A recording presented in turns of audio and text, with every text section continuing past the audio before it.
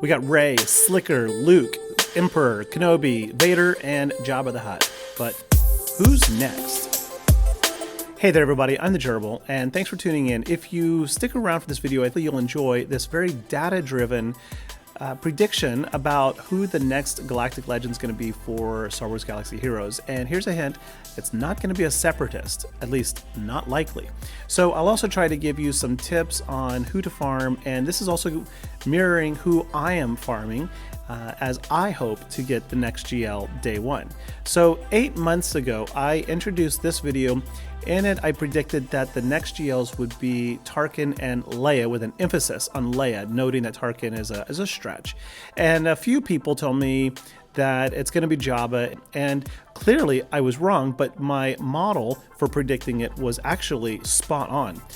So how did I miss it then if the model was right? Well, several things came to bear that we didn't have or know at the time. First one is there were additional marquee characters added. We got Bosch Leia, we got Skiff Guard, we got Chrysanthemum. So that's 20% of Jabba's requirements right there, not including Outrider. So right, 3 out of 14, it's 23%, give or take.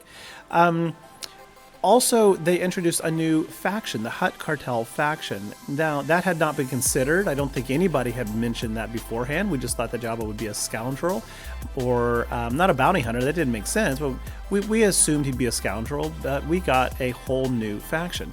So if you throw that data into my previous model, then actually it does point to Jabba the Hutt as a likely candidate. So then the model would say Leia and Jabba. Okay, cool. Now, for this video, I don't want to talk about Jabba. What I do want to do, though, before I get into the data, is explain some brief economics. So this is a simple time versus income chart. On the vertical axis, we got money. On the horizontal, we got time or percentage of players who have upgraded a particular unit. It can be any one unit. Take any unit you want. So in other words, when nobody has upgraded the character way over here, then the profit opportunity for capital gains is very high. But over time, people gear and upgrade it, and then eventually, when enough people, a critical mass, have upgraded it, the revenue opportunity for that character is pretty much cut off. So let's say a new character is introduced today. Oops, wrong way. And what happens is initially the whales and the krakens just spin and buy all those marquee packs so they get instant gratification, instant playability. And over time, the dolphins and the smaller fish, we spend here and there, but more and more people gear them up, and of course less profit opportunity as that character is no longer really raking in tons of cash. However, characters can be revitalized with things like a Galactic Legend requirement, or a Omicron, or even a lifter character, as we've recently seen, that renews interest in a character that's under-geared within the community. But the biggest bang for the buck, of course, is the introduction of new characters. All right, so let's see how this looks in practice. Okay, there are 241 characters right now in the game. The most geared character is Darth Vader. Across the landscape, according to SWGOH.gg, 418,211 players on January 13th had a Gear 13 Darth Vader. That means the opportunity for monetization of Darth Vader is close to zero. Now, of course, there will always be new entrants to the game, new players, but that's not going to sustain the game as we know it. All right, so where does the money come from? Well, in the middle of the pack, roughly at 100, the 100th most geared character is Resistance Trooper. But look at the difference there, 85 to 418,000 Gear 13s. That means there's a lot of growth opportunity, but it's still not insane. So we look at another character way further down, 200. The 200th most geared character, in other words, someone in the bottom 20%, is Farm Boy Luke at only 8,800 Gear 13s, out of about close to 1 million maybe active players in the game. That is a massive monetization opportunity. But you know what's even more massive is a brand new character such as Zori Bliss, right? As of January 13th, only 26 players in the world had her at gear 13. Now those represent Krakens and whales who just immediately dump a lot of money, maximizing profitization for capital gains. Of course, a character like Zori is a lifter who takes characters like that Resistance Trooper and lifts him and the team up, and Rose Tico, and pumps new interest into a squad so that more whales and Krakens and dolphins and people instantly gear those characters up, right? Driving more money into the hands of capital games. So this is how they make the majority of their income. All right, so how did that compare to the model I presented with Jabba the Hutt real quick? And then I'm going to explain my predictions. So this is Jabba the Hutt last July. When they announced Jabba the Hutt, again, we didn't know about Chrysanthemum, Boshin, and Skiff, and we didn't know about Hutt Cartel faction. However, using my model, the numbers in yellow at that time, there were 229 characters in the game. Those numbers in yellow represent their rank in terms of order from most geared characters. And we can see, of course, that the marquees are at the very bottom, 229, 228, 227, maximum profit opportunity. But then we got characters like Mob Enforcer, 222, Jawa, 197, 214, Gamorrean Guard, 209. These are the bottom 10%, right? 4 characters from the bottom 15, basically, bottom 20 in the game, the absolute least geared characters, maximizing that profit curve by providing a substantial incentive to gear them up. Rounding out the list, of course, we got Greedo and we got Aurra Sing and Fennec, who were in the 150 to 166 range. So how do you get the profit out of the other characters that were not there, like Han Solo, who was in the top 30, or Jedi Knight Luke, or C-3PO, or Boba Fett? These were all highly geared characters to begin with. So how do you maximize profit from those? You require high relics. So you take the low geared character and you require high relic, which encourages spending 4 packs for relic materials, and you take the bottom of the barrel and require those to be geared up so that people spend money. All right, so now let's go back to when Jabba was introduced. CG said very matter-of-factly on August 16th, when they released Skiffguard, they said, our first Return of the Jedi 40th anniversary celebration character is Skiffguard. Since then, they brought us Leia, Bosch Leia, but then the rest of the characters after that have not been from Return of the Jedi. We got Hondo, we got 000, BT, Santa, and Zori. None of those, and it's also noteworthy that they have not had a 40th anniversary celebration period. Hasn't happened. Why? Because it's not time for that yet. Return of the Jedi 40th anniversary will be this May on the 25th is when it was introduced in the United States. So coming up in May, we'll have the 40th anniversary. Now I want you to look at that graphic real quick. That is the re-release cover, DVD cover for Return of the Jedi when it was digitally remastered in the 90s. Okay, there's a Falcon, we got that. B-Wing, don't have that. That's an interesting one. I think it's B-Wing. I always get that one wrong.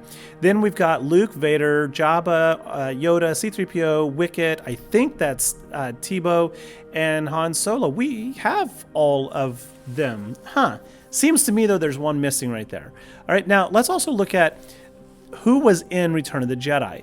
And these are these are the main characters, Return of the Jedi, the top 10. Most screen time, and from left to right we got Luke, then someone we don't have in the game, and we're not going to get Hutt Slayer Leia. Just be aware of that. We're not going to get that, but we don't have that Leia or a Return of the Jedi Leia at all. Then we got Han Solo, Darth Vader, C-3PO, Chewbacca, R2, Palpatine, Jabba the Hutt, Lando Calrissian. We have all of those, all of them but one. So of the top 10 most prevalent screen time characters in Return of the Jedi, of all the characters on the cover of the DVD art, we don't have the same one, that of course being a character Leia. Now then, I'm going to shift screens real quick now, and we're going to get into some crazy data. Now on the left, we can see a list of all of the characters presently in the game, 240 of them. They are sortable by rank, which they currently are, in terms of how many players have upgraded them. So again, Darth Vader, number 1, most upgraded. Going all the way to the bottom of the list is the most recently announced Admiral Trench at 0. Now, we also have over here the factions. This is kind of their primary faction. And then we've got all of the Galactic Legends, Grand Inquisitor, Dr. Aphra, Starkiller, and then Executor and Profundity. What I want to show is that these people in gray are already required by somebody. One of the other Galactic Legends, one of the legendary events, or one of the 2 capital ships that have recently come out. And of course, as we scroll down the list, the people that are not in gray are the most probable to be chosen as a requirement, especially especially as the Jabba the Hutt showed, I think 9 of his 15 requirements were in the bottom, like 30 right here. They were in the bottom 30 or 40. So this is where Capital Games is going to try to draw their money from, by requiring characters down here for the next Galactic Legend. So what I want to do real quick, I just want to sort this by Galactic Legend, make it easy to see. Again, these are the characters in gray are needed by a character like Rey, or Slicker, all the First Order right here, or Jedi Master Luke, right? We get all of his lifelong journey companions. Then we got Sith Eternal, so we got a bunch of Empire and Sith people. Then we hit Jedi Master Kenobi, when followed by Lord Vader, Jabba the Hutt, and then of course we got all of the like Inquisitors down here for Grand Inquisitor and so forth. If we strip all of these people out, these are the characters not presently required by anybody. And if we look at the factions, there's only one left from Bad Batch, only 2 bounty hunters, believe it or not. So bounty hunters are kind of out of the picture, Bad Batch is out of the picture.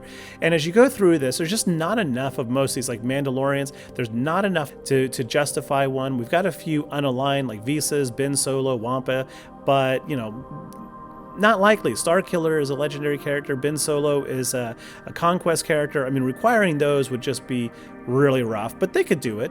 Now, we still have all of the Night Sisters, Ewok, a lot of Old Republic, but mostly we have Empire and Rebel. And we do have a fair number of Scoundrels, but they're mostly for the Solo movie, wrong time period, hard to connect to anyone else. Now, in terms of Separatists, I said we're not going to get a Separatist. Why is that? Well, we only have B1 and B2 Droid and Droidica. Beyond that, all we have are Geonosians. Having Trench come to the board definitely means something. Hint, there are 5 admirals in the game now. 4 of the admirals have capital ships. But I don't see that being an indication of a Galactic Legend at all. There's just simply no money there. Also, all of the Separatists, 18th most ranked, 31, 32, 47, 80, 95, 96, 123, they are all in the top half, except for Poggle. But yeah, these are all in the top half of the most geared up characters in the game. There's not a lot of money to be had right here. Right, so moving on, we got a couple Sith, not enough. We got some Sith Empire. So what this tells me is there's only really 2 time periods and 2 factions that are worth considering. Old Republic / Sith Empire, because there is about 24, 25 of them here that we could definitely, theoretically, we could absolutely 100% see. Revan Reborn, who I did a whole video about saying no, not going to happen. It could happen, it could, but again, look at this. Jedi Knight Revan, if it comes, then Jedi Knight Revan and Darth Revan being so highly geared already, you better bet they're going to be required at Relic 8 or 9. Same probably with Bastila Jolie and here we are, Bastila Shan Fallen, Malak, HK. They're going to be required at very, very high relics.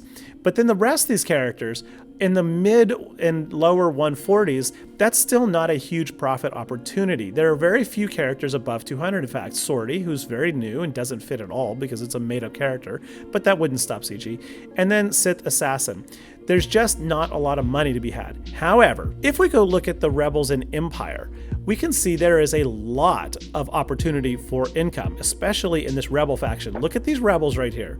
Oh, we got some added characters. We don't want those. Let's get rid of Resistance. Bye-bye Resistance, and let's get rid of Scoundrels. Okay, there we go. So in the Rebels, obviously Hoth Soldier, only 740 people in the world have reliced him. And do you think that Leia, for example, met Hoth Rebel Soldiers? Yeah, absolutely. Did Leia meet Lobot? Yep. Did Leia meet Stormtrooper Han, 209th least character? Yep. How about Chopper? Actually, yes, she met Phoenix Squad a few times. Obviously, Farm Boy Luke, 200. Zeb, 197. So if you take these Rebels, you include Phoenix, and you know who else you include? You include Ewoks. Then there are more than 35 highly viable connections to Leia. And wasn't Leia the one that we don't have from Return of the Jedi? Sure was. Then secondary connections, Range Trooper, Shore Trooper, Death Trooper, Snow Trooper. Leia was everywhere. She encountered almost every trooper you can think of. Now, did she encounter Moff Gideon? Not likely, so I got these in light blue.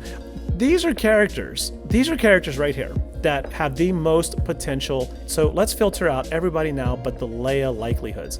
And here we go. Look at this. 237, 232, 211, 209, 200, 197, 194, 190, 88, 86, 78, 53.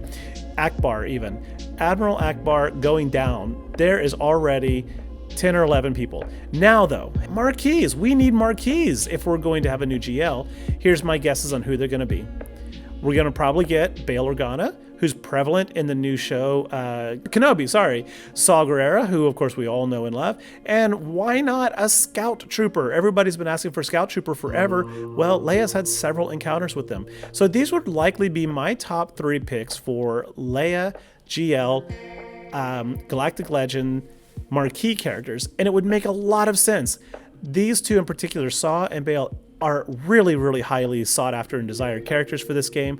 Lots of people have asked about Scout Trooper, and he's already in the game, which is minimal investment from Capital Games perspective. So boom, 35 existing characters plus 3 potential marquee characters, and you have instant maximum profit.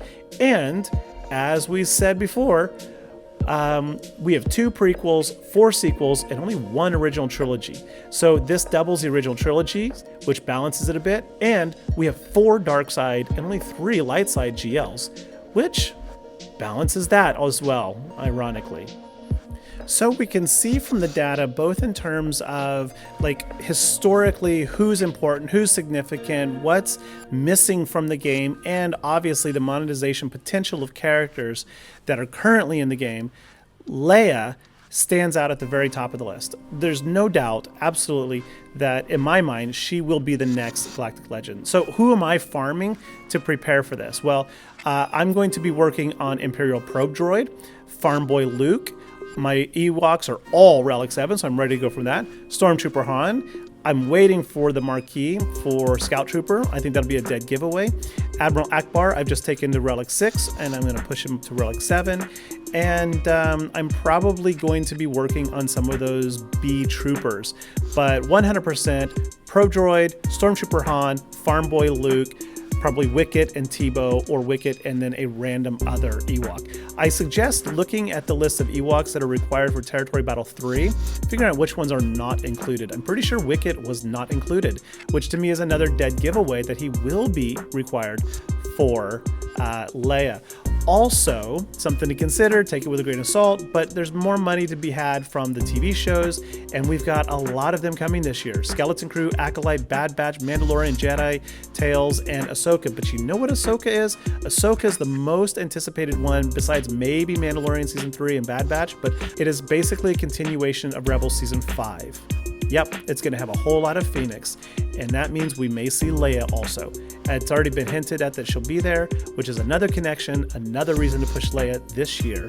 So who knows? Anyway, if you enjoyed this video, and I hope you did, please give me a like, and a sub would be awesome, and I will see you around.